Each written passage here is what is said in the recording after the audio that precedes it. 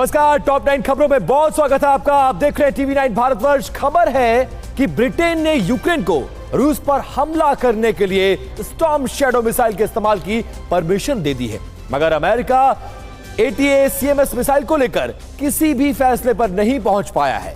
रूस यूक्रेन युद्ध की खबरों में आज बात करेंगे अमेरिका ब्रिटेन के विदेश मंत्रियों की ज़ेलेंस्की से मुलाकात में क्या बात हुई और चीन के राष्ट्रपति जिनपिंग ने क्यों बनाया यूक्रेन के राष्ट्रपति ज़ेलेंस्की से मिलने का प्लान। देखिए। रूस ने यूक्रेन के सूमी इलाके के कोनाटॉप शहर पर ड्रोन से हमला किया है। हमले में एनर्जी इंफ्रास्ट्रक्चर को निशाना बनाया गया। 14 लोग घायल हुए हैं। इलाके में बिजली आपूर्ति बाधित है। स्थानीय प्रशासन के मुताबिक हमले के दौरान 10 विस्फोट सुनाई दिए। खेरसोन में रूस यूक्रेन के बीच भीषण जंग चल रही है। रूस ने यूक्रेन के ठिकाने पर ड्रोन से हमला किया है। यूक्रेन का दावा है कि रूस के 3 ड्रोन नष्ट कर दिए गए हैं। वहीं यूक्रेन ने रूसी बोट पर ड्रोन से ग्रेनेड गिराए हैं। हमले में नुकसान की जानकारी सामने नहीं आई है।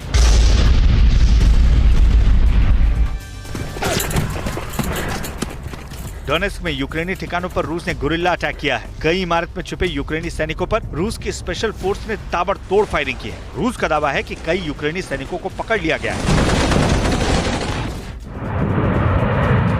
युद्धाभ्यास के दौरान रूस ने 2 Tu-22 M3 बॉम्बर्स का प्रदर्शन किया। Tu-22 M3 ने ओखोत्स्क से पैसिफिक सागर तक उड़ान भरी है। रूसी रक्षा मंत्रालय ने यह जानकारी दी है। ये बॉम्बर न्यूक्लियर हथियार ले जाने में सक्षम है। ओशियन 2024 वॉर ड्रिल के दौरान रूस अपनी ताकत दिखा रहा है। बाल्टिक सागर में रूस की नेवल टास्क फोर्स ने युद्धपोत से live fire air defence operation किया है। इस वॉर एक्सरसाइज को आधुनिक इतिहास की सबसे बड़ी ड्रिल बताया जा रहा है। यूक्रेन ने मरमंस्क में रूस के ओलेन्या एयरबेस पर ड्रोन से हमला किया है। रूस का दावा है कि एयरबेस से 7 किलोमीटर पहले ही यूक्रेन के 2 ड्रोन तबाह कर दिए गए हैं। ओलेन्या एयरबेस की सुरक्षा बढ़ा दी गई है। कीव में अमेरिका और ब्रिटेन के विदेश मंत्रियों ने यूक्रेन के राष्ट्रपति ज़ेलेंस्की से मुलाकात की। मुलाकात के दौरान यूक्रेन को नए सिरे से समर्थन का वादा किया गया, लेकिन अमेरिका के लॉन्ग रेंज मिसाइलों से रूस पर हमले के परमिशन पर ठोस नतीजा नहीं निकला। ज़ेलेंस्की काफी दिनों से इस मिसाइलों के इस्तेमाल की अनुमति देने की अपील कर रहे हैं। ब्रिटेन ने यूक्रेन को स्टॉर्म शैडो मिसाइल्स के इस्तेमाल की इजाजत दे दी है। ये दावा गार्डियन अखबार ने ब्रिटिश अधिकारियों के हवाले से किया है। यूक्रेन अब इन हथियारों का इस्तेमाल रूस के भीतर कर सकता है। यूक्रेन काफी दिनों से पश्चिम से मिले लॉन्ग रेंज हथियारों के इस्तेमाल की अनुमति मांग रहा है। चीन के राष्ट्रपति जिनपिंग अगले महीने यूक्रेन के राष्ट्रपति ज़ेलेंस्की से मुलाकात कर सकते हैं। बीजिंग में हो रहे वार्षिक मिलिट्री डिप्लोमेसी इवेंट में भाग लेने आए यूक्रेन के प्रतिनिधि मंडल ने ये बात कही है। मुलाकात काफी अहम मानी जा रही है क्योंकि चीन का रूस का समर्थक माना जाता है। हालांकि रूस यूक्रेन युद्ध में चीन खुद के न्यूट्रल रहने की बात कह चुका है। वेस्ट बैंक में भारतीय मूल के इजरायली सैनिक की मौत हो गई है। महायुद्ध की खबरों में बात करेंगे ये सैनिक कहां से आया था और कैसे इसकी मौत हुई। इसके अलावा देखेंगे कि गाजा में UNT स्कूल में इजरायल की बमबारी में कितने लोग मारे गए।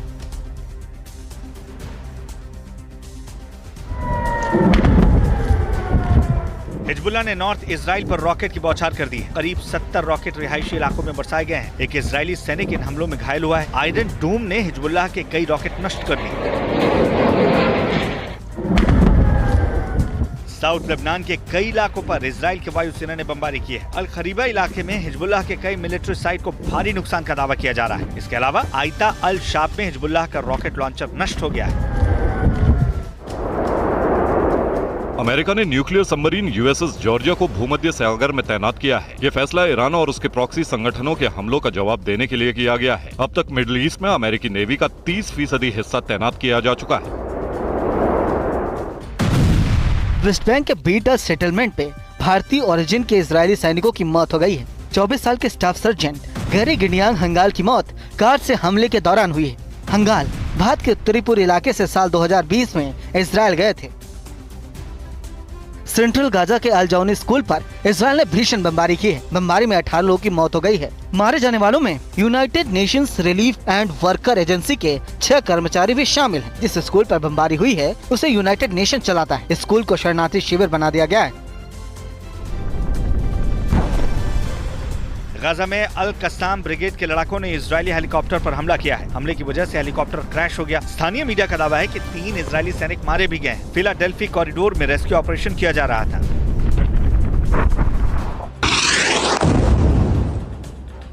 गाजा पर इजराइल के मिसाइल हमले से भीषण तबाही हुई। हमले में कई बिल्डिंग्स तबाह हो गई हैं। इजरायली सेना का दावा है कि हमला हमास के कंट्रोल सेंटर पर किया गया। बिल्डिंग में हमास के लड़ाके रहते थे।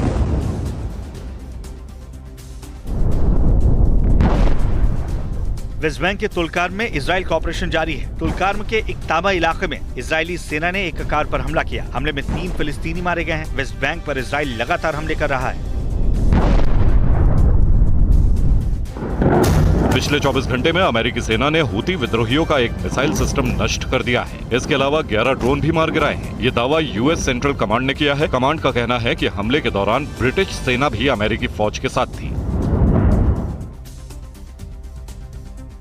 और ग्लोबल टेंशन में खबरों में अब आगे बात करेंगे कि साउथ चाइना सी को लेकर चीन ने क्या चेतावनी दी है और नॉर्थ कोरिया पर साउथ कोरिया क्यों भड़का हुआ है।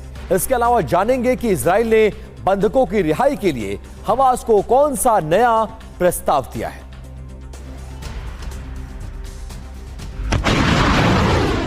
ईरान ने रूस को फतह 360 मिसाइल दी है। ये दावा पेंटागन ने किया है। इन मिसाइल्स की मारक क्षमता करीब 120 किलोमीटर। अमेरिका के मुताबिक बड़ी संख्या रूसी सैनिकों को इन मिसाइल्स को चलाने की ट्रेनिंग के लिए ईरान भेजा गया है।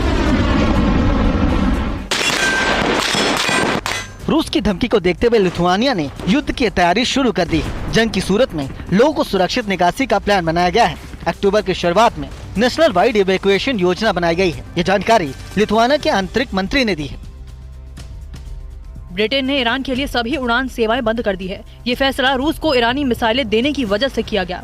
इस फैसले के बाद यूरोप से ईरान के लिए एक भी सीधी उड़ान नहीं है। इस फैसले से यूरोप में रह रहे ईरान के नागरिकों की परेशानी बढ़ सकती है।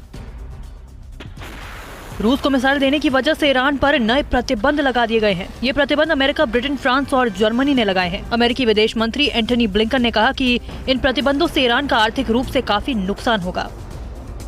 गाजा में 11 महीने के दौरान हमास के 75% लड़ाके मार दिए गए हैं। ये दावा इजराइल के रक्षा मंत्री योव गैलेंट ने हमास कमांडर राफा सलामी के लेटर के हवाले से किया है। गैलेंट ने दावा किया है कि हमास की 95% रॉकेट हमले की क्षमता भी खत्म हो गई है। बंधकों की रिहाई के बदले इजराइल हमास नेता याह्या सिनवार को सेफ पैसेज देने पर विचार कर रहा है। इजराइल के बंधक दूत गैल हर्ष ने हमास को ये प्रस्ताव दिया है। गैल हर्ष के हवाले से ब्लूमबर्ग की रिपोर्ट में ये दावा किया गया है।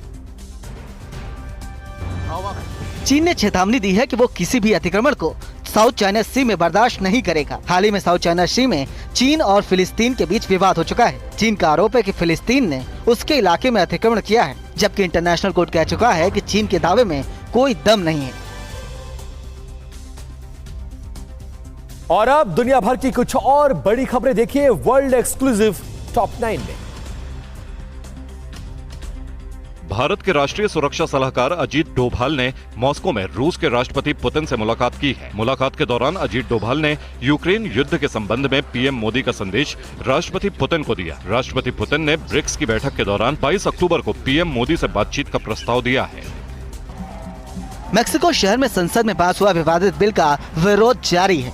इस बिल के प्रावधान के मुताबिक जजों के चुनाव का अधिकार मतदाताओं को दिया गया है। न्याय कर्मचारी और छात्र इस बिल का विरोध कर रहे हैं। एक दिन पहले प्रदर्शनकारियों ने संसद में घुसकर बहस को बाधित किया था। कमला हैरिस और डोनाल्ड ट्रंप के बीच हुई प्रेसिडेंशियल डिबेट में 4 अमेरिकी सर्वे की रिपोर्ट आई है। रिपोर्ट के मुताबिक कमला हैरिस ने ये मुकाबला जीत लिया है। 63% लोगों का मानना है कि ट्रंप पर कमला हैरिस भारी पड़ी हैं, जबकि 37% लोगों ने डिबेट में ट्रंप को विजयी बताया है। को-पावर्ड बाय सैनिक 710 असली वाटरप्रूफ प्लाई। कंफर्टेबल कौन जो पहने रूपा जॉन, लगे आए हाय।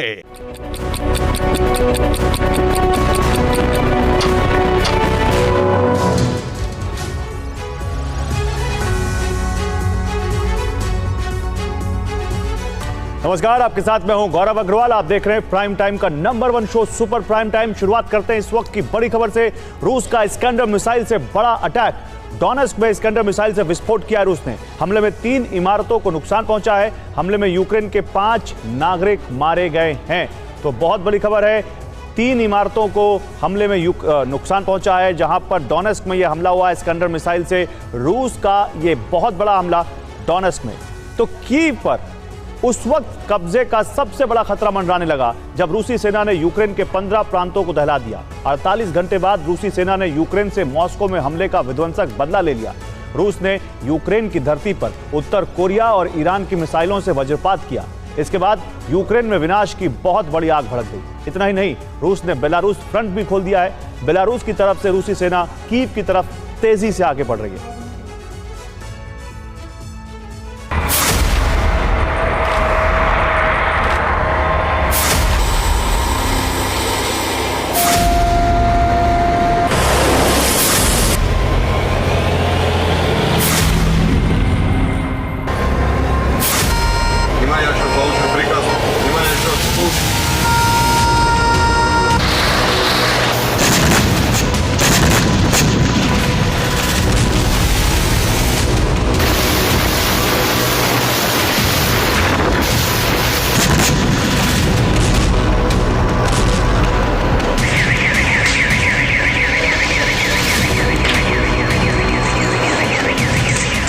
Warzone, Iskander, KH-59, KH-69, KH-22 और KH-32 मिसाइलों से रूसी सेना ने 12 घंटों तक नॉन स्टॉप हमले किए। इसके बाद कीव समेत यूक्रेन के 15 प्रांतों में बहुत बड़ा विनाश हुआ। यूक्रेन के एयर डिफेंस ध्वस्त हुए।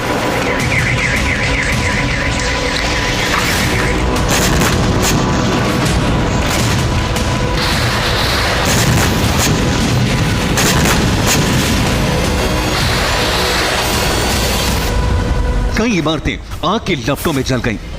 यह मॉस्को में यूक्रेन के हमले का बदला है और रूसी सेना ने 12 घंटों तक ऐसा हमला किया कि कीव के साथ साथ पूरे यूक्रेन की तस्वीर बदल गई।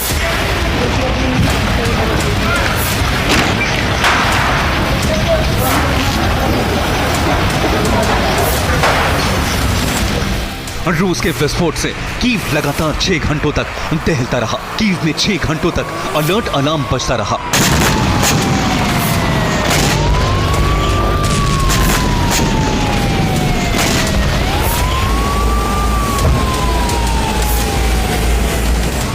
रूस की मिसाइलों और ड्रोन ने कई इमारतों को हिट किया है। इसी के साथ कीव में इमरजेंसी लग गई है। रूस के हमले के बाद कीव में जब अलर्ट अलार्म बजा तो लोगों को जान बचाने के लिए भागकर सबवे और बंकर में छिपना पड़ा।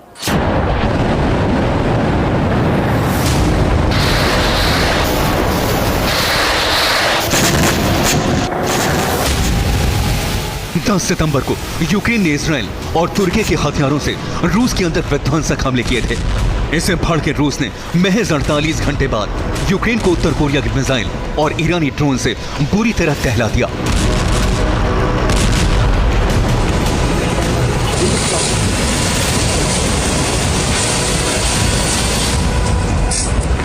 रूसी फौज ने सबसे ज्यादा हमले उत्तर कोरिया की मिसाइल वॉरज़ोन 11 से किए।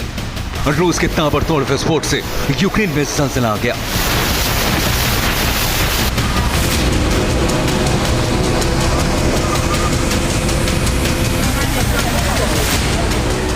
रूस के एयर ऑपरेशन के बाद कीव में एक के बाद एक कई धमाके हुए।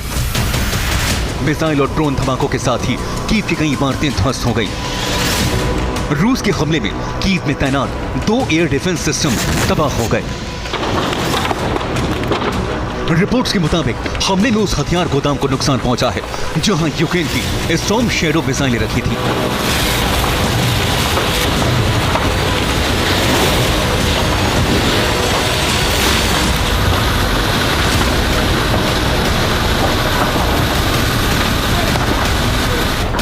रूस ने यूक्रेन में 100 से ज्यादा ड्रोन दागे।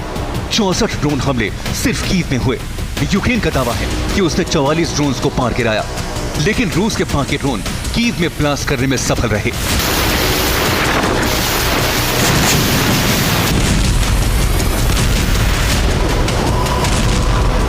कीव पर विध्वंसक हमले के साथ ही पुतिन ने बेलारूस फ्रंट को भी एक्टिव कर दिया है।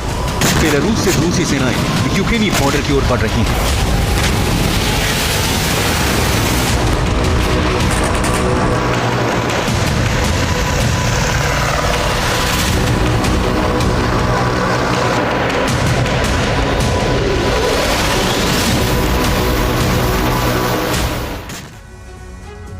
तो रूसी सेना कीव पर आसमान से भीषण बमबारी कर रही है। काला सागर से भी कीव पर मिसाइल वर्षा की जा रही है। इसी के साथ रूसी सेना ने बेलारूस फ्रंट भी खोल दिया है। बेलारूस की तरफ से रूसी सेना कीव की तरफ बढ़ रही है।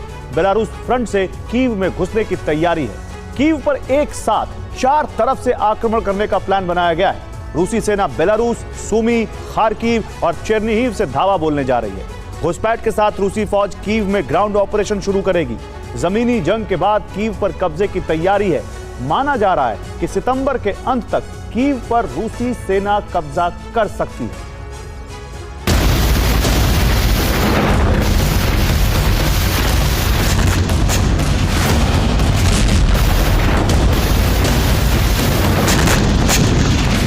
कीव पर कब्जा करने के लिए रूस ने सैन्य अभियान तेज कर दिया है और रूसी सेना 1 दर्जन से ज्यादा मोर्चों पर खतरनाक हमले कर रही है।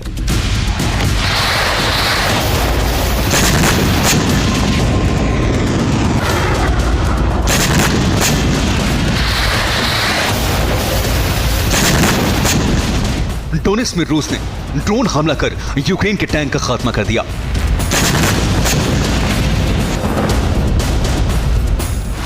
एक के बाद एक कई धमाकों से खमीलनित्स्की दहल गया। कुपियांस्क में रूस की टैंक बटालियन ने यूक्रेनी ठिकानों पर धावा बोला। खार्किव में रूस की आर्टिलरी यूनिट ने जबरदस्त तबाही मचाई। खेरसोन में रूस ने पश्चिमी देशों के हथियार लेकर जा रही ट्रेन को टारगेट किया। खेरसोन में रूसी सेना ने इस्कंदर मिसाइल से विस्फोट कर यूक्रेन की एयर डिफेंस सिस्टम को जला दिया। चेर्निहिव में रूस के हमले से गैस स्टेशन में आग लग गई।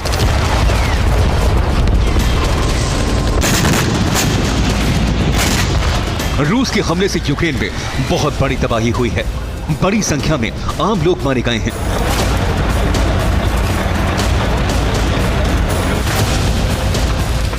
रूस के हमले से सुमी में 6 लोग मारे गए। निप्रोपेट्रोवर्स्क में 2 लोगों की जान चली गई। डोनेट्स्क में 6, खेरसोन में 4, कोस्ताइये नित्विका में 3, जोरियान में 2 नागरिकों की मौत हुई है।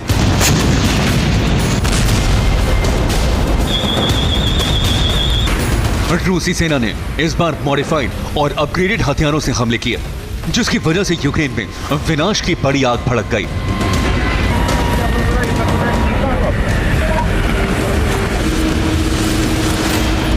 रूस के हमले से बौखलाई यूक्रेनी सेना ने भी कई मोर्चों पर रूसी सेना को बड़ा जख्म दिया।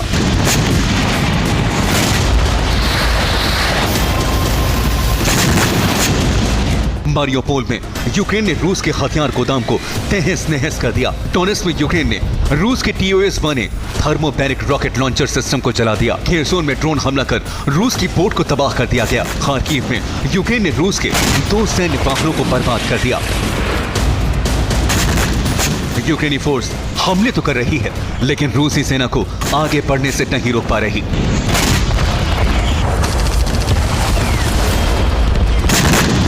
रूस के हमले अगर इसी तरह से होते रहे, रूस की सेना अगर इसी रफ्तार से आगे बढ़ती रही, तो रूस सितंबर में ही कीव पर कब्जा कर सकता है।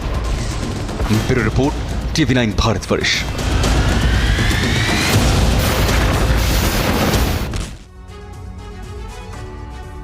और बड़ी खबर, पोक्रोवस्क के करीब भीषण जंग की शुरुआत। यूक्रेनी सेना की रूसी फौज पर गोलीबारी। 30 mm गन से मुकाबला कर रही है यूक्रेनी सेना।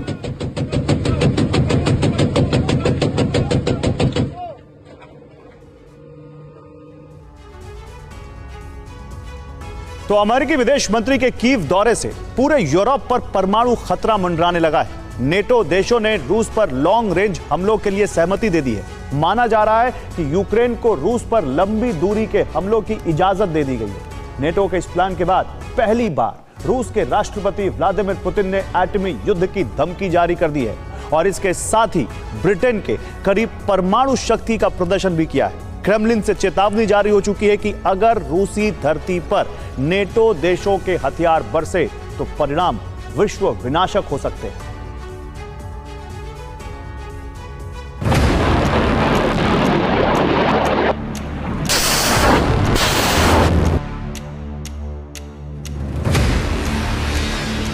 The bottom line is this: We want Ukraine to win.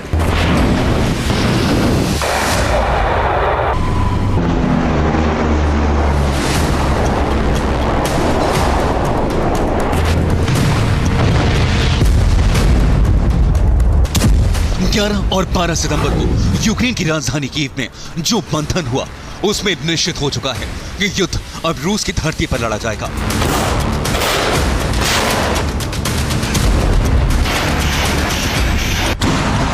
America के विदेश मंत्री एंटनी ब्लिंकन, ब्रिटेन के विदेश मंत्री डेविड लैमी ने कीव में ज़ेलेंस्की से हाथ मिलाया।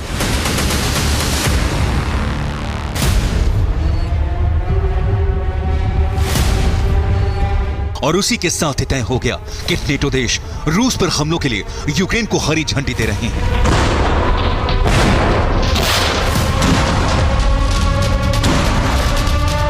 करीब 2 साल से जिन हमलों के लिए नेटो की इजाजत चाहता था वो मिलने वाली है।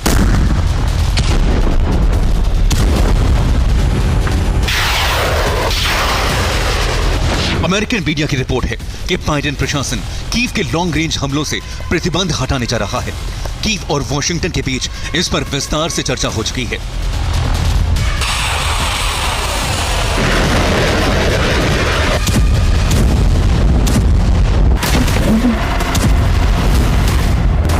कीव में ब्लिंकन, लैमी और ज़ेलेंस्की के बीच चर्चा के बाद अमेरिकी विदेश मंत्री ने इसके संकेत भी दिए हैं।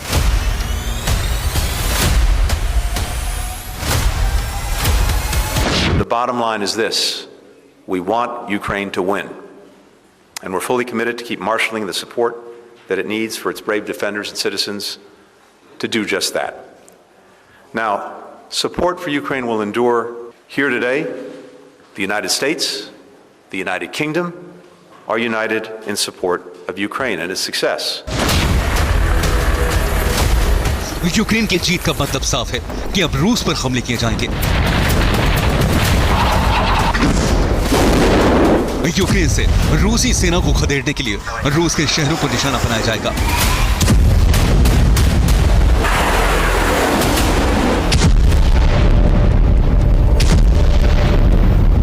यूक्रेनी मीडिया का दावा है कि अगले 2 दिनों के अंदर बड़ा फैसला होने वाला है।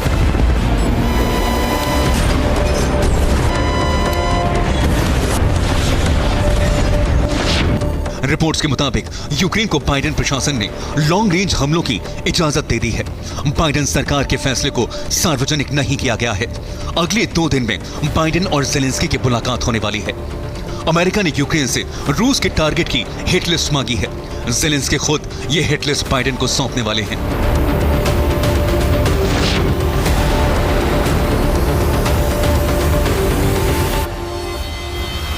अमेरिका से मिली अटैक एमएस मिसाइल की रेंज में रूस के 250 से ज्यादा सैन्य बेस और कैंप आ रहे हैं। बहुत जल्द इन पर हमले शुरू हो सकते हैं।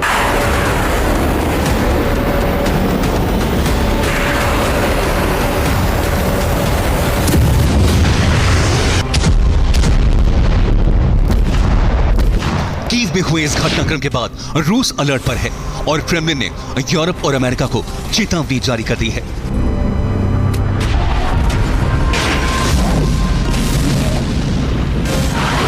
क्रेमलिन प्रवक्ता दिमित्री पेस्कोव ने कहा है, अगर रूसी धरती पर नेटो मिसाइलों से हमले हुए तो इसका कड़ा जवाब दिया जाएगा।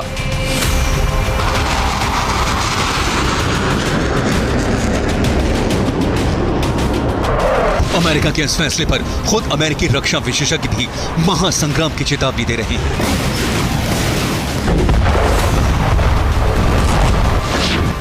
पूर्व CIA अधिकारी लैरी जॉनसन ने कहा कि यूक्रेन को लॉन्ग रेंज हमलों की इजाजत देना बारूदी सुरंग की ट्रिप वायर छेड़ने जैसा है। इस फैसले से अमेरिका रूस की जंग शुरू हो सकती है। क्रेमलिन के पूर्व सलाहकार सर्गेई कारकानोव ने कहा है कि दुश्मन को एहसास कराने का समय आ गया है कि रूस परमाणु हमला कर सकता है।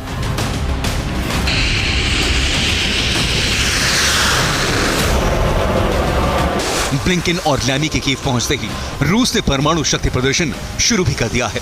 रूस के 2 बॉम्बर्स ने यूरोप के कई देशों के आसपास मिसाइलें फायर की हैं।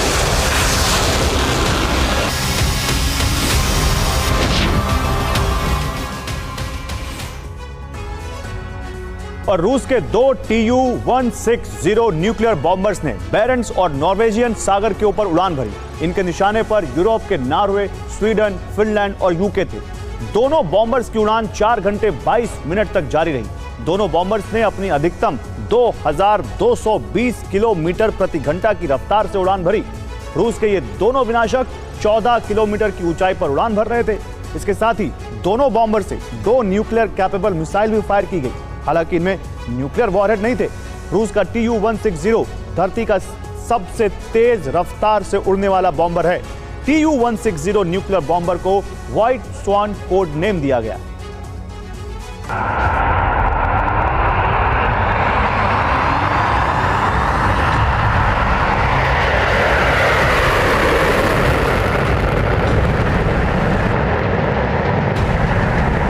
रूस के ये बॉम्बर लंबी दूरी तक मिसाइल हमले करने में सक्षम हैं।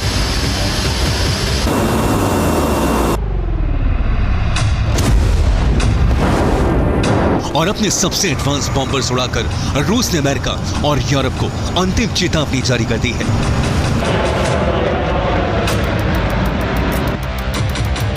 इसके साथ ही धरती के 12 समुद्री क्षेत्रों में रूस की ओशंस 2024 नेवी ड्रिल भी जारी है।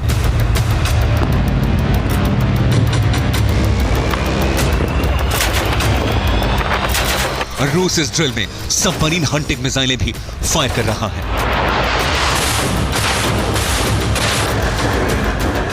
रूस ने संकेत दे दिए हैं, अगर उसकी धरती पर हमले हुए तो अमेरिका के हर सहयोगी देश पर उसके युद्धपोत मिसाइलें बरसाने के लिए तैयार हैं।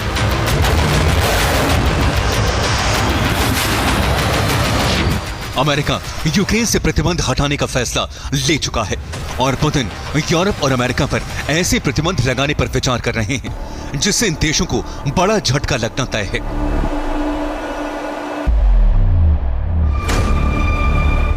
पुतिन ने ऐलान कर दिया है कि अमेरिका और उसके सहयोगी देशों को रूस का यूरेनियम, टाइटेनियम और निकेल नहीं दिए जाने पर विचार हो रहा है।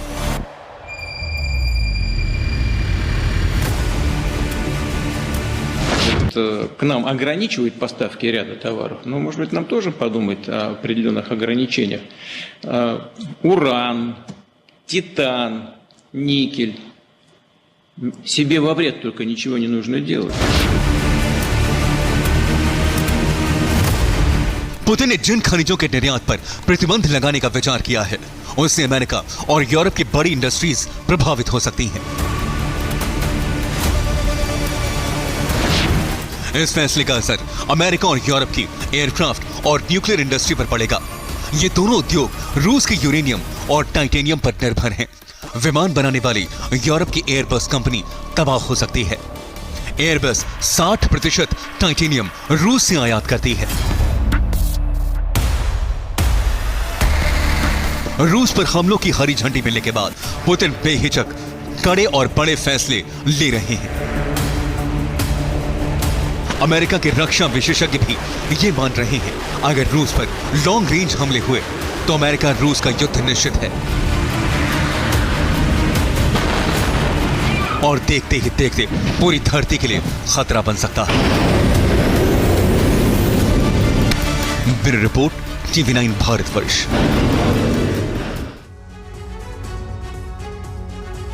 और उसी ठिकानों पर आग बरसाने का अभियान। कुर्स्क में यूक्रेनी ड्रोन से थर्माइट की बरसात। जंगल में यूक्रेनी हमले से रूसी सैनिकों की मौत।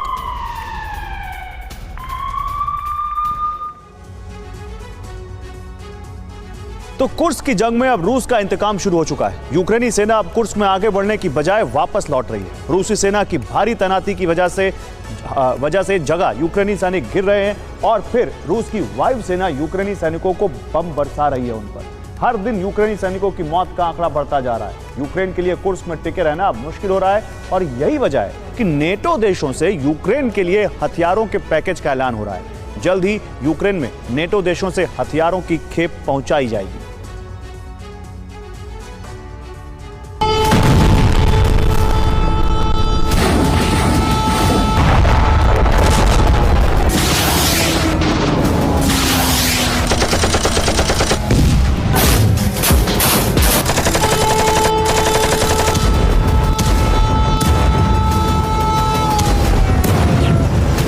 कुर्स्क के रास्ते रूसी जमीन पर आगे बढ़ते रहने का मौका अब खत्म हो चुका है।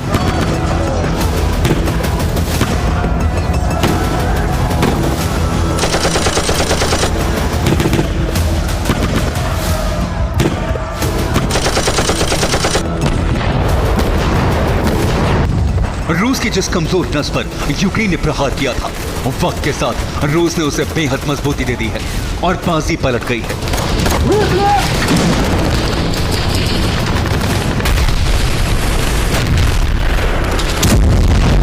बमबारी, गोलाबारी और युद्ध की रफ्तार वैसी ही है, लेकिन युद्ध के अंजाम में भारी बदलाव हो चुका है।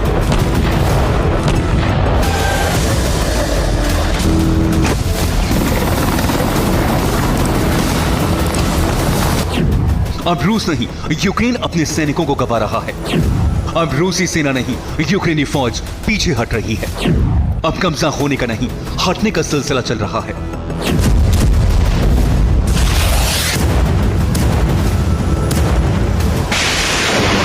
कुर्स्क में अचानक दाखिल होकर यूक्रेनी फौज ने रूस को चौंका दिया था।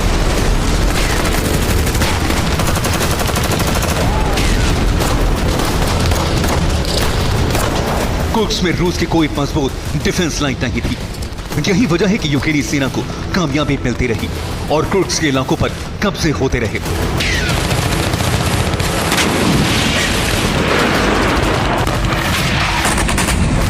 लेकिन करीब 1 महीने और 6 दिन बाद हालात बदल चुके हैं।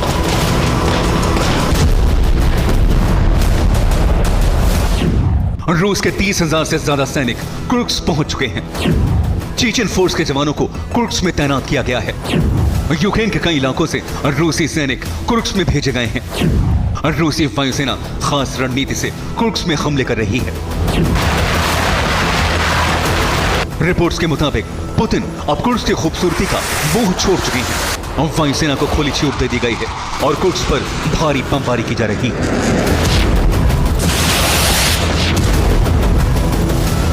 ये बात सही है कि रूस अपने ही बारूद से अपने शहर को भस्म कर रहा है, लेकिन अहमियत अब कुर्स्क को कब्जा मुक्त करने की है। यूक्रेनी सेना को पहले जमीन से घेरा जा रहा है। यूक्रेनी सैनिकों को एक खास दायरे में लाया जा रहा है। घेराबंदी होते ही वायुसेना बमबारी कर रही है।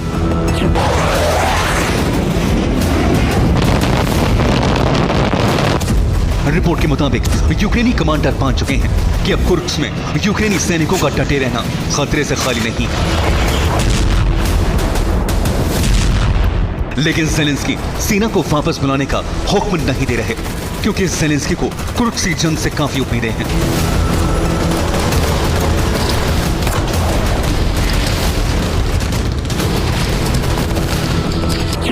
ज़ेलेंस्की को लग रहा है कि कुर्स्क युद्ध की वजह से यूक्रेन को लॉन्ग रेंज हथियार मिल सकते हैं।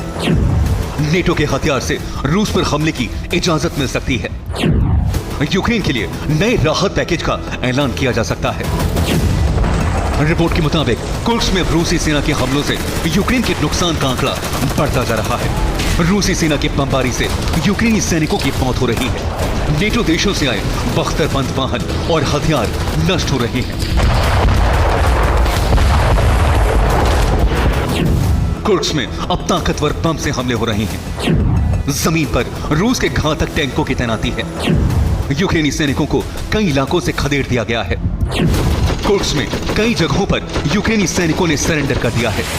माना जा रहा है कि ज़ेलेंस्की अब कुर्स्क में डटे रहने की जिद पर अड़े रहे तो यूक्रेन 20,000 से ज्यादा सैनिक गंवा सकता है। मौजूदा हाल आपको दिखाते हैं।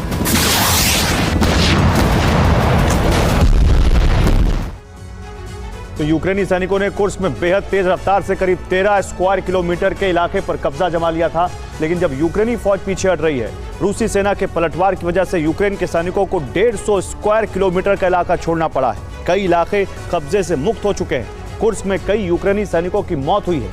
रूसी रक्षा मंत्रालय का दावा है कि कुर्स्क में यूक्रेन के 96 टैंक भस्म हो चुके हैं और कुर्स्क में 12,200 यूक्रेनी सैनिकों की मौत हो चुकी है। रूस की वायुसेना फैब 500 और ग्लाइड बॉम्ब से यूक्रेनी सेना का संहार कर रही है।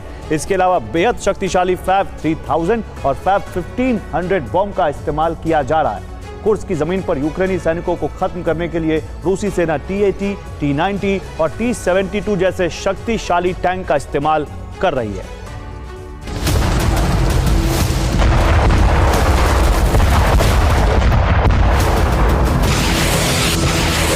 ज़ेलेंस्की को पुतिन फिलहाल 2 मोर्चे से चोट पहुंचा रहे हैं।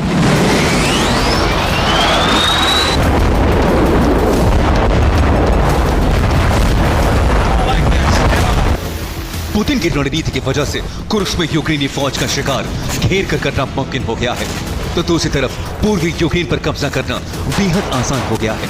कुर्स्क फिलहाल ऐसा इलाका बन चुका है जहां यूक्रेन के सबसे ज्यादा सैनिक मौजूद हैं और रूसी सेना को एयर डिफेंस का खतरा नहीं है। 3 तरफ से यूक्रेनी फौज को घेरना आसान है। पुतिन कम से कम समय में यूक्रेन के ज्यादा से ज्यादा सैनिकों का संहार करना चाहते हैं ताकि नेटो देशों से जो हथियार आ रहे हैं उसे चलाने के लिए सैनिक ही ना बचे।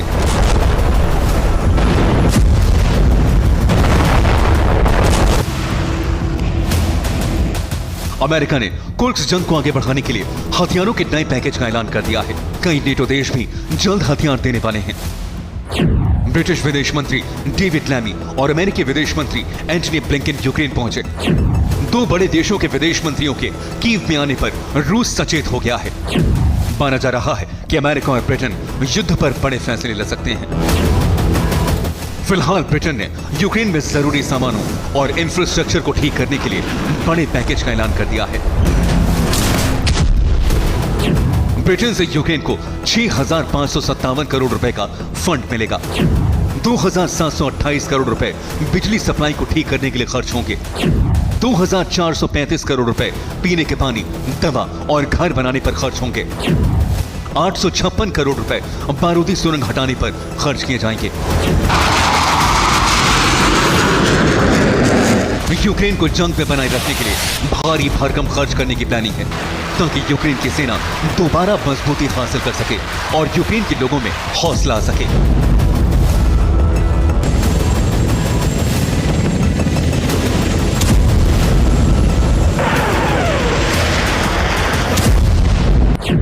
G7 देशों से 41,981 करोड़ रुपए दिए जाएंगे। अमेरिका 6,020 करोड़ रुपए की मदद देने वाला है। ब्रिटेन और अमेरिका से हथियारों की नई खेप भी जल्द यूक्रेन पहुंचने वाली है। नेटो के हथियारों से रूसी जमीन पर हमले की इजाजत पर विचार चल रहा है।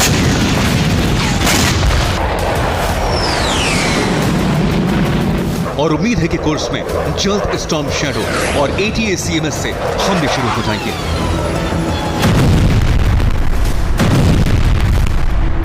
Bureau report, TV9 Bharatvarsh.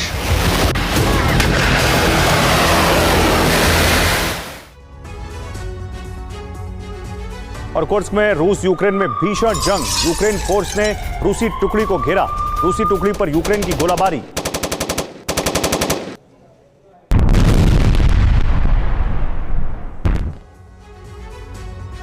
तो कुर्स्क, बेलगोरोद समेत पश्चिमी रूस पर बीते 1 महीने से हमला कर रहे यूक्रेन ने बीती रात क्रीमिया और ब्लैक सी में बारूदी कोहराम मचाया। एक साथ डबल फ्रंट पर प्रचंड प्रहार किया।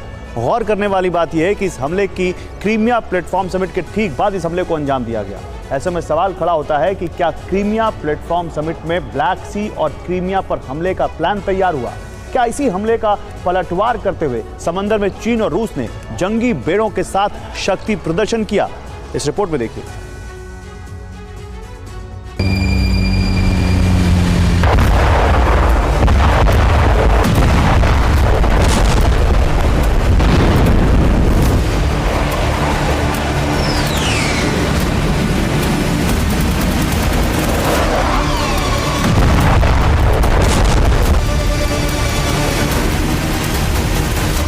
क्रीमिया और ब्लैक सी वाले फ्रंट पर यूक्रेन ने बीती रात 2 बड़े हमलों को अंजाम दिया।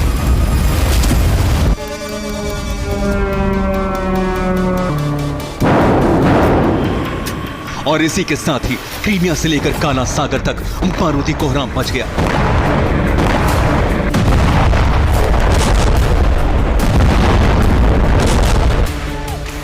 गौर करने वाली बात यह है कि अब तक यूक्रेनी सेना पश्चिमी रूस के कुर्स्क, बेलगोरोद जैसे प्रांतों पर हमला कर रही थी मगर 11 सितंबर को सूरज ढलने के साथ ही क्रीमिया और ब्लैक सी में यूक्रेनी ब्रिगेड का जलजला देखने को मिला।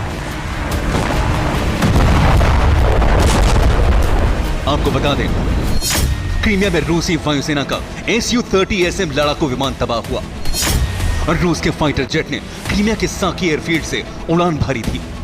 दावा है कि यूक्रेन ने बैनपैट डिफेंस सिस्टम से विमान ध्वस्त किया। यूक्रेन का दूसरा अटैक, ब्लैक सी में मौजूद रूस की क्रिम 2 ऑयल रिज पर यूक्रेन का हमला। रूस की क्रिम 2 ऑयल रिज क्रीमिया और ओडिशा के बीच मौजूद है। दावा है कि बोट्स में सवार यूक्रेनी कमांडोज ने ऑयल रिज पर धावा बोला। इन दो हमलों के साथ ही यूक्रेन ने क्रीमिया और ब्लैक सी फ्रंट पर फिर से अपना दबदबा कायम करने का ऐलान किया। सबसे अहम बात यह है कि इन हमलों को क्रीमिया प्लेटफॉर्म समिट के चंद घंटों बाद अंजाम दिया गया। Не залишимо в неволі, я хотів би, щоб це чули.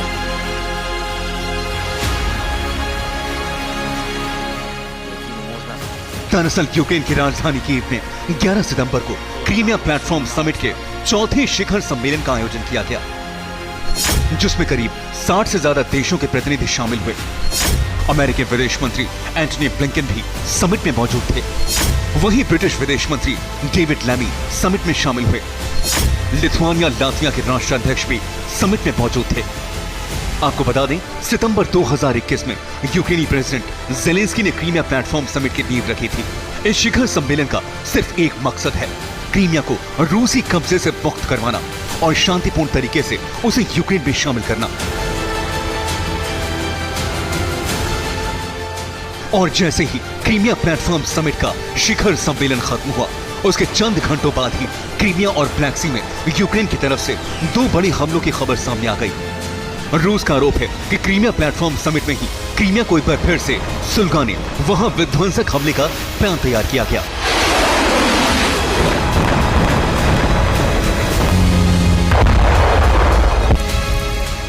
जहां एक तरफ यूक्रेन ने सेवेस्तोपोल के एयर जोन में रूस के लड़ाकू विमान को शॉट डाउन किया, तो वहीं यूक्रेनी फौज की तरफ से सबसे भीषण अटैक ब्लैक सी में मौजूद क्रिम 2 ऑयल रिज पर देखने को मिला। रूसी डिफेंस की माने तो क्रीमिया और ओडिशा के बीच मौजूद क्रिम 2 ऑयल रिज पर यूक्रेनी नेवी के स्पेशल ओपीएस ने रात के वक्त हमला किया। 14 सी बोट्स में सवार होकर यूक्रेनी कमांडो ऑयल रिज के पास पहुंचे। इसके बाद क्रिम 2 ऑयल रिज पर ताबड़तोड़ गोलीबारी शुरू कर दी।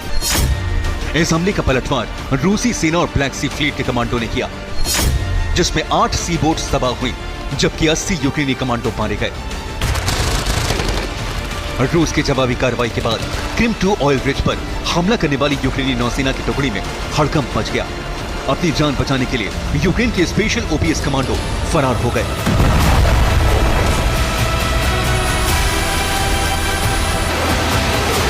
जहां एक तरफ क्रीमिया और ब्लैक सी में यूक्रेन ने जंग का शंखनाद किया, तो वहीं उसके जवाब में रूस ने समंदर में चीन के साथ मिलकर अपनी ताकत की जबरदस्त नुमाइश की।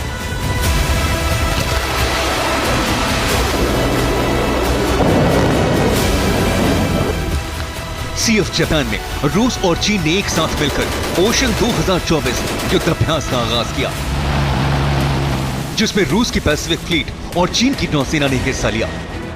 नेवल ड्रिल में 400 से ज्यादा युद्धपोत और सबमरीन भी शामिल हुए। दोनों देशों के जंगी बेड़ों ने ताबड़तोड़ अंदाज में मिसाइलों को दागा। एंटी शिप गन और टॉर्पीडो से भी समंदर में भीषण हमले किए गए। युद्धाभ्यास के दौरान रूस के Tu-20M बॉम्बर ने भी उड़ान भरी। रूसी बॉम्बर सी ऑफ ओस्तोक और पैसिफिक के एयर जोन में उड़ा। मतलब यह है कि ज़ेलेंस्की ने क्रीमिया प्लेटफॉर्म समिट में दुनिया भर के नेताओं और प्रतिनिधियों को जुटाकर अपना दम दिखाया, तो रूस चीन ने भी समंदर में बारूदी जलजला लाते हुए अपने मंसूबों को साफ कर दिया।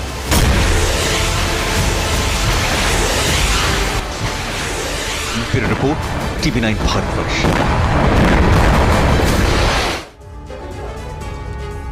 और रूस के ओम्स इलाके की फैक्ट्री में धमाका हुआ है। बख्तरबंद वाहन बनाने वाली फैक्ट्री में आग, रूसी कारखाने पर ड्रोन हमले का अंदेशा।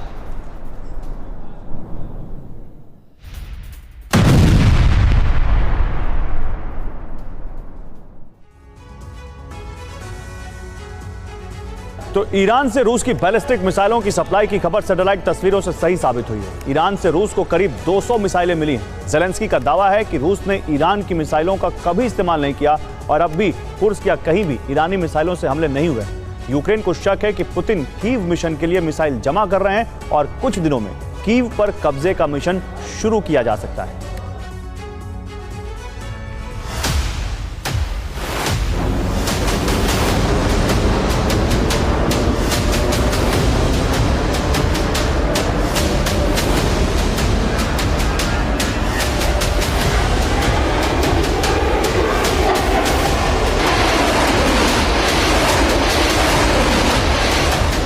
ईरानी मिसाइल, सुखोई 57 फाइटर जेट का नया बैच,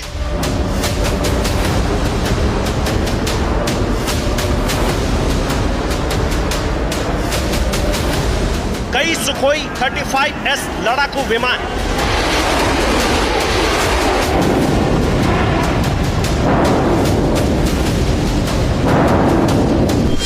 क्या ये रूस के कीव मिशन की तैयारी का सबसे बड़ा सबूत है?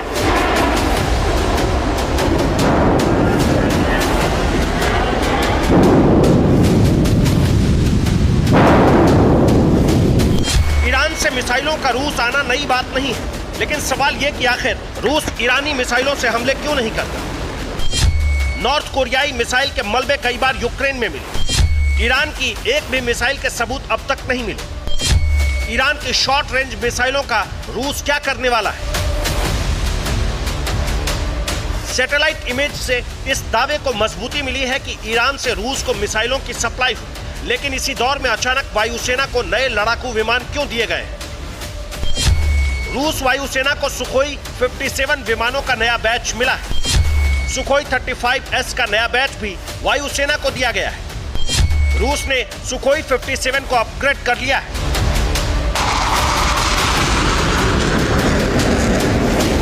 Su-57 पांचवी पीढ़ी का लड़ाकू विमान है। इस विमान से सभी प्रकार के हवाई और जमीनी लक्ष्यों को नष्ट किया जा सकता है।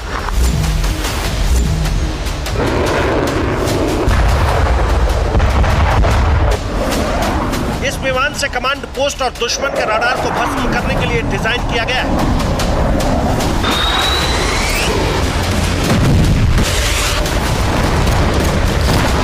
सुपरसोनिक स्पीड वाले इस विमान की तैनाती बढ़ाने का मकसद भी पुतिन का कीव मिशन माना जा रहा है। वॉर एक्सपर्ट के मुताबिक बर्फबारी के बीच पुतिन कीव मिशन शुरू कर सकते हैं। कीव पर हवाई हमले में विमानों का इस्तेमाल होगा। मिसाइल और विमान से कीव के एयर डिफेंस को मात देने की तैयारी। रिपोर्ट के मुताबिक ईरान से रूस को फतह 360 और जुल्फिकार मिसाइलों की सप्लाई हुई। मिसाइलों को पहुंचे कई दिन हो चुके हैं, लेकिन कुर्स्क या किसी और जगह पर इसका इस्तेमाल अब तक नहीं किया गया। माना जा रहा है कि इसके पीछे रूस की खास रणनीति है। रूस कीव के एयर डिफेंस को खत्म करेगा। रूस सीमा के करीब फतह से हमले करेगा, क्योंकि फतह 360 मिसाइलों की रेंज 120 किलोमीटर है।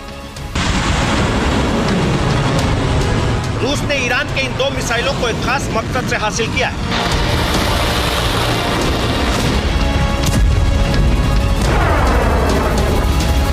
पुतिन ने कीव प्लान का जो ब्लूप्रिंट तैयार किया है, उसके तहत कीव में भारी तबाही मचाने की तैयारी।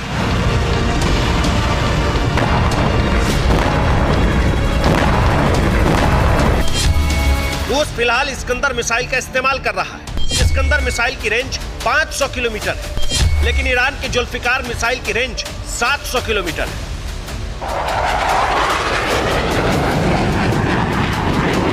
ईरान की मिसाइलों की रफ्तार बहुत तेज है, जबकि सुखोई 57 और सुखोई 35S को इंटरसेप्ट करना भी बेहद मुश्किल होता है।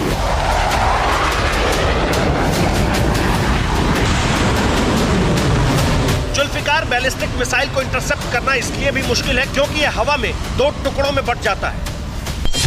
रिपोर्ट के मुताबिक जुल्फिकार बैलिस्टिक मिसाइल में 590 किलो का वॉरहेड होता है और यह हवा में अपने बूस्टर से अलग हो जाता है।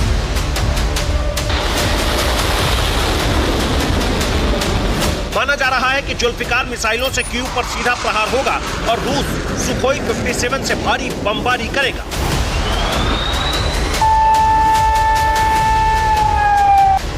रूस की प्लानिंग की भनक नेटो को लग चुकी है और सर्द मौसम में यूक्रेन के इंफ्रास्ट्रक्चर को बचाए रखने का मिशन भी शुरू हो गया है।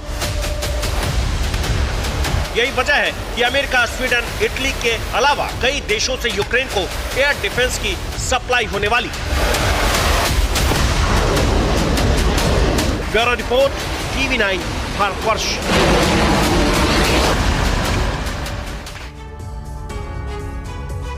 और यूक्रेन को ओडेसा में रूस का हमला नाकाम, रूसी ड्रोन को यूक्रेनी ड्रोन ने हवा में नष्ट किया।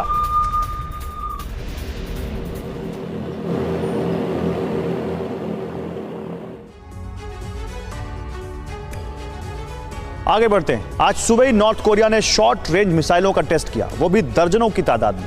गौर करने वाली बात है कि उत्तर कोरिया की राजधानी प्योंगयांग से फायर की गई मिसाइलें सीधे जापान सागर में गिरी, जिसके बाद पूरे कोरियाई प्रायद्वीप में हड़कंप मच गया। दक्षिण कोरिया और जापान में अलर्ट सायरन बजने लगा। अब सवाल यह है कि किम ने अचानक ही मिसाइल ट्रेलर दिखाया क्यों? देखिए इस रिपोर्ट में।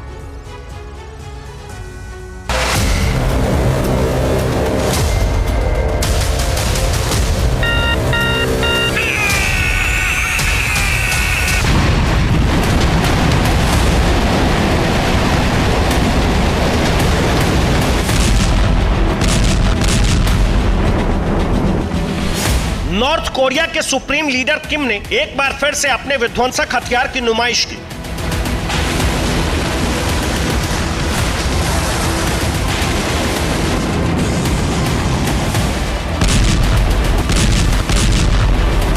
फिर से बारूदी कोहराम के जरिए जमीन से आसमान यहां तक कि समंदर को दहलाया है।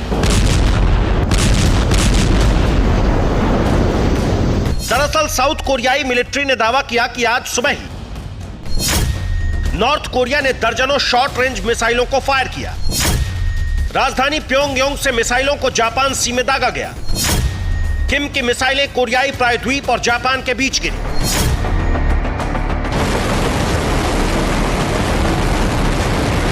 साउथ कोरिया के ज्वाइंट चीफ ऑफ स्टाफ ने अपने बयान में दावा किया कि साउथ कोरियाई डिफेंस ने प्योंगयांग से फायर की गई मिसाइलों को ट्रेस किया। दावे के मुताबिक नॉर्थ कोरिया के शॉर्ट रेंज मिसाइलों ने 360 किलोमीटर की दूरी तय की और फिर उनका मलबा समंदर में गिरा।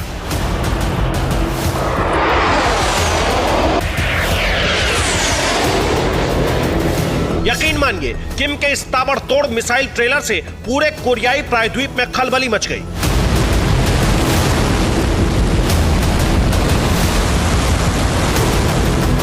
जापान तक में अलर्ट सायरन बजने लगा, क्योंकि हर किसी को इस बात की आशंका थी कि कहीं किम ने अपने घातक ब्रह्मास्त्रों से हमला तो नहीं कर दिया।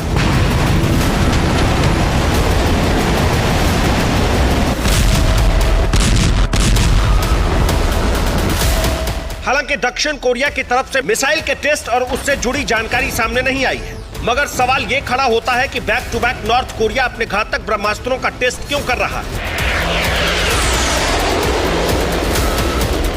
क्यों किम अपने बारूदी जखीरों से विनाशकों की नुमाइश कर रहा है?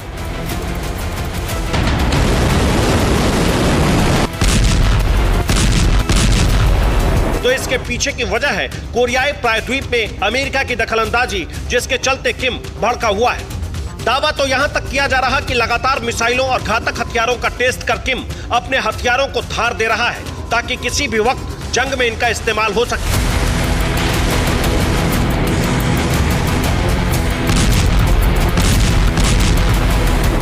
इतना ही नहीं, आशंका इस बात की भी जताई जा रही है कि जल्द ही किम अपने एटमी जखीरों की भी तादाद बढ़ा सकता है।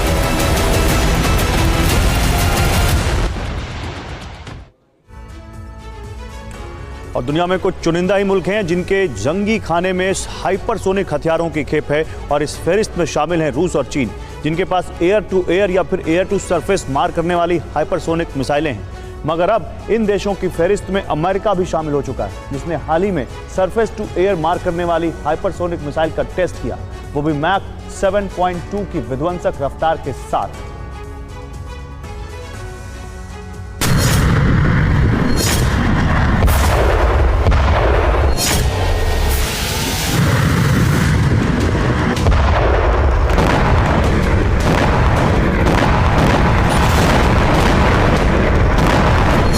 दुनिया के तमाम मुल्कों को अपने हथियारों की ताकत और कुव्वत दिखाने के लिए अमेरिका ने अब तक की सबसे घातक और सबसे विनाशकारी मिसाइल का टेस्ट किया, वो भी ब्लू वॉर जोन में।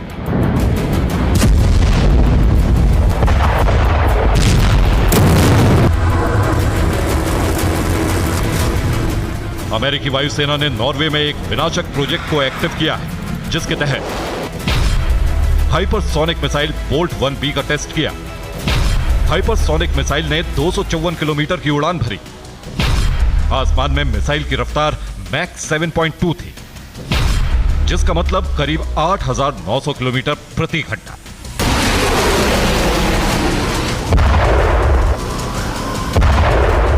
दो सितंबर को अमेरिकी वायुसेना ने इस हाइपरसोनिक मिसाइल के टेस्ट को अंजाम दिया और इस मिसाइल टेस्ट से जुड़ा वीडियो भी जारी किया।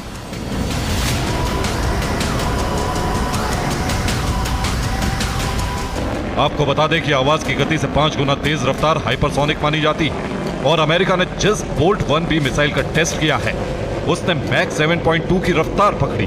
बस इसी मिसाइल टेस्ट के साथ ही super power America hypersonic missile वाले मुल्कों की फहरिस्त में शामिल हो गया।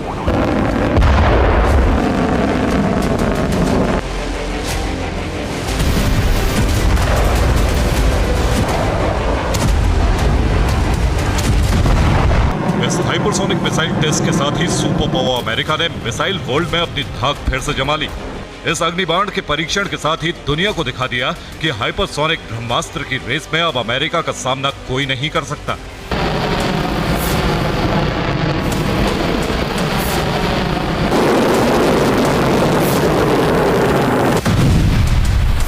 हैरान करने वाली बात यह है कि कुछ वक्त पहले अमेरिका ने आसमान में प्रहार करने वाली हाइपरसोनिक मिसाइल का टेस्ट किया। हालांकि वो सफल नहीं रहा, मगर इसके बाद पेंटागन ने अंडर वाटर हाइपरसोनिक मिसाइल के टेस्ट की तैयारी शुरू की।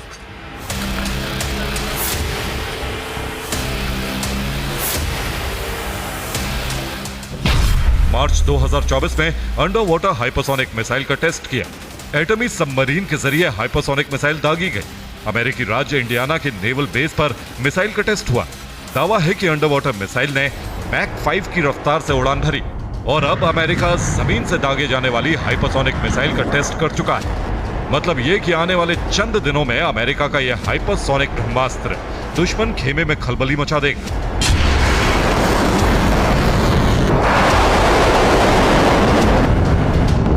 इसके एक प्रहार से बैटल ग्राउंड थर्रा जाएगा और सबसे अहम ये कि मैक 7.2 की रफ्तार से उड़ने वाली इस मिसाइल को कोई रडार सिस्टम या फिर डिफेंस सिस्टम पकड़ भी नहीं पाएगा।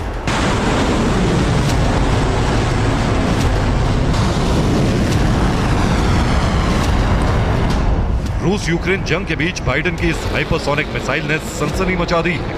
क्रेमलिन में हड़कंप मच गया है, क्योंकि पहले तो अमेरिका ने नाटो के देश नॉर्वे में हाइपरसोनिक मिसाइल का टेस्ट किया और दूसरा ये कि अब तक रूस हाइपरसोनिक मिसाइलों का दम दिखा रहा था, मगर अब अमेरिका ने भी अपनी जंगी खाने में हाइपरसोनिक मिसाइल की खेप तैयार कर ली।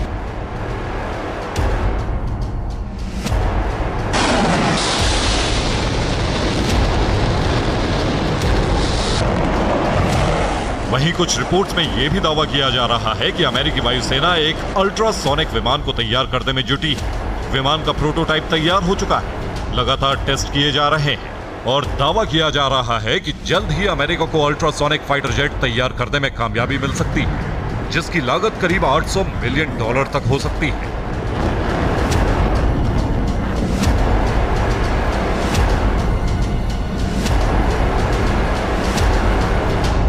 मतलब ये कि दुनिया के ताकतवर देशों में हाइपरसोनिक हथियारों को लेकर कोल्ड वॉर शुरू हो चुकी है।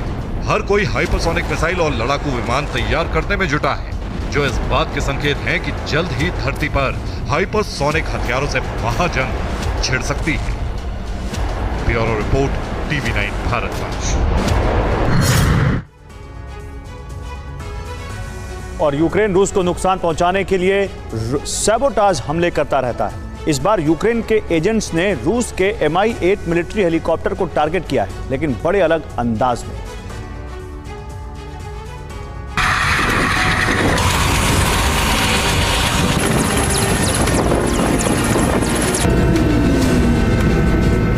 रूस ऐसे ही हेलीकॉप्टरों से यूक्रेनी सेना पर हमले करता है और इसका बदला लेने के लिए यूक्रेन के एजेंट्स ने सैबोटाज ऑपरेशन चलाया और एक हेलीकॉप्टर को खाक कर दिया।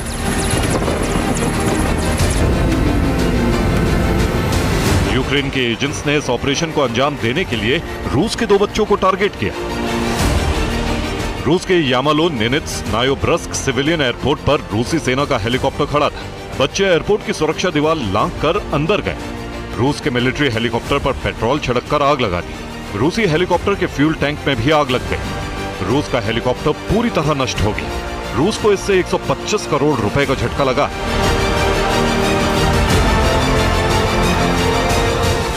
सवाल ये कि बच्चों ने हेलीकॉप्टर क्यों जलाया और कैसे जलाया। रूस के 2 बच्चों ने हेलीकॉप्टर को निशाना बनाया। इन बच्चों से यूक्रेनी एजेंट्स ने टेलीग्राम पर संपर्क किया। इनकी उम्र 13 से 15 साल बताई गई है। दोनों बच्चों को 5 मिलियन रूबल यानी करीब 50 लाख रुपए का लालच दिया गया। और आज हमने आपसे 3 सवाल पूछते थे। देखते हैं प्रोबो देश का ओपिनियन मीटर क्या कहता है। क्या नवी मुंबई में जल्द एयरपोर्ट बनने वाला है? 35% यस, 65% नो। क्या एलन मस्क का स्पेस एक्स स्टारशिप लॉन्च होने वाला है? 50% yes, 50% no. Kane Williamson T20 से रिटायर होंगे? 45% यस, 55% नो। डाउनलोड कीजिए प्रोबो ऐप और दीजिए अपना opinion. This game may be habit forming or financially risky. Play responsibly. TNC apply.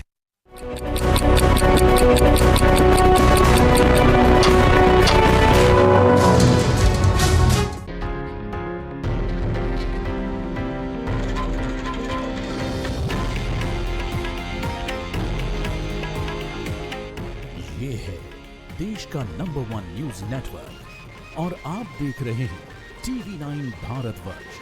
फिक्र आपकी, परवाह देश की। दोपहर का प्राइम टाइम, सारी बड़ी खबर loud and clear Surbhi Sharma के साथ सोमवार से शुक्रवार दोपहर 2 बजे। TV9 भारतवर्ष, अब तो सब देख रहे हैं, क्या आप नहीं? लोकल हो या ग्लोबल, खबरों का हर angle, full and final Nishant Chaturvedi के साथ शाम 4 बजे। TV9 भारतवर्ष, अब तो सब देख रहे हैं, क्या आप नहीं? हर इंटरनेशनल हलचल, सालों से superhit show, super prime time.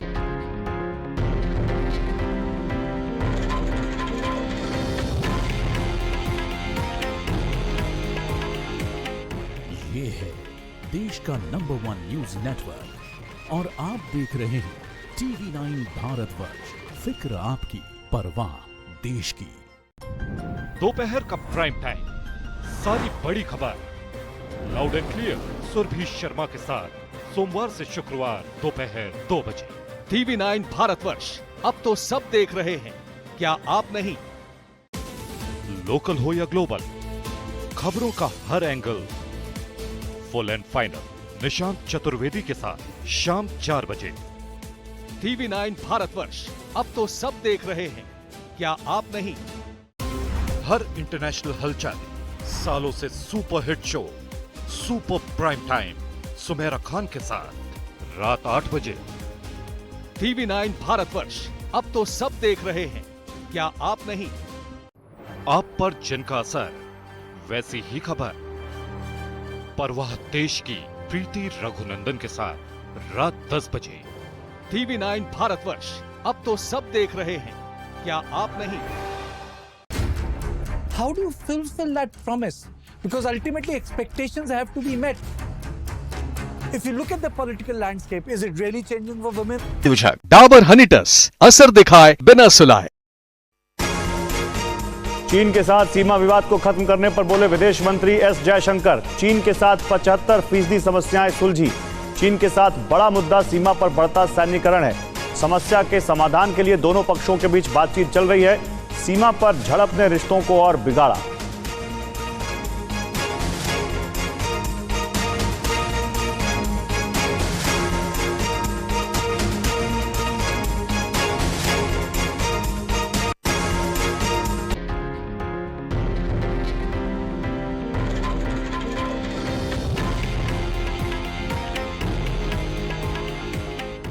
ये है देश का नंबर 1 न्यूज नेटवर्क और आप देख रहे हैं टीवी 9 भारतवर्ष, फिक्र आपकी, परवाह देश की।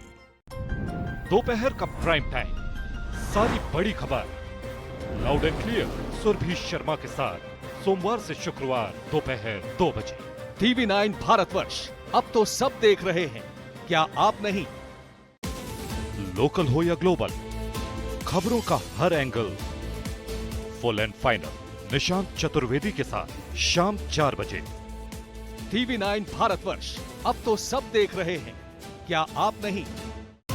हर इंटरनेशनल हलचल, सालों से superhit show super prime time Sumaira Khan के साथ रात 8 बजे। टीवी 9 भारतवर्ष, अब तो सब देख रहे हैं, क्या आप नहीं? आप पर जिनका असर, वैसी ही खबर, परवाह देश की प्रीति रघुनंदन के साथ रात 10 बजे। टीवी 9 भारतवर्ष, अब तो सब देख रहे हैं, क्या आप नहीं?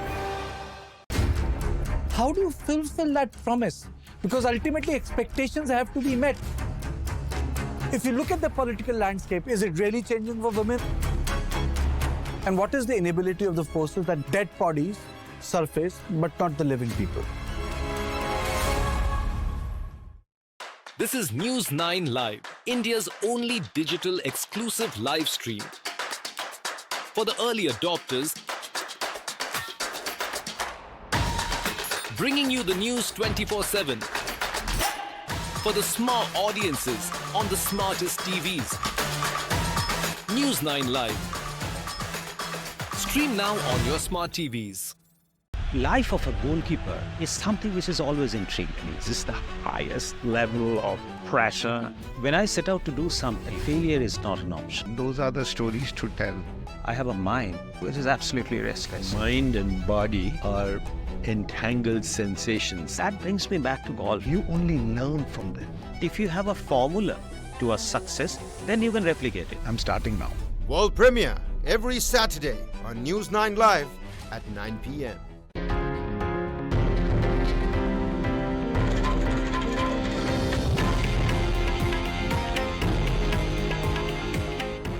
ये है देश का नंबर 1 न्यूज नेटवर्क और आप लगे कंफर्टेबल कौन, जो पहले रूपा जॉन लगे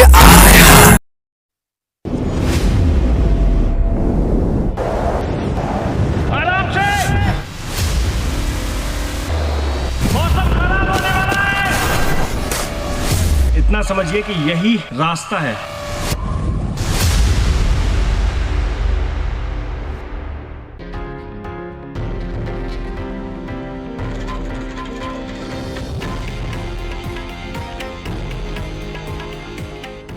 ये है देश का नंबर 1 न्यूज नेटवर्क और आप देख रहे हैं टीवी 9 भारतवर्ष, फिक्र आपकी, परवाह देश की। दोपहर का प्राइम टाइम, सारी बड़ी खबर loud and clear Surbhi Sharma के साथ सोमवार से शुक्रवार दोपहर 2 बजे। टीवी 9 भारतवर्ष, अब तो सब देख रहे हैं, क्या आप नहीं? लोकल हो या ग्लोबल, खबरों का हर angle, full and final Nishant Chaturvedi के साथ शाम 4 बजे। टीवी 9 भारतवर्ष, अब तो सब देख रहे हैं, क्या आप नहीं? हर इंटरनेशनल हलचल, सालों से superhit show super prime time Sumaira Khan के साथ।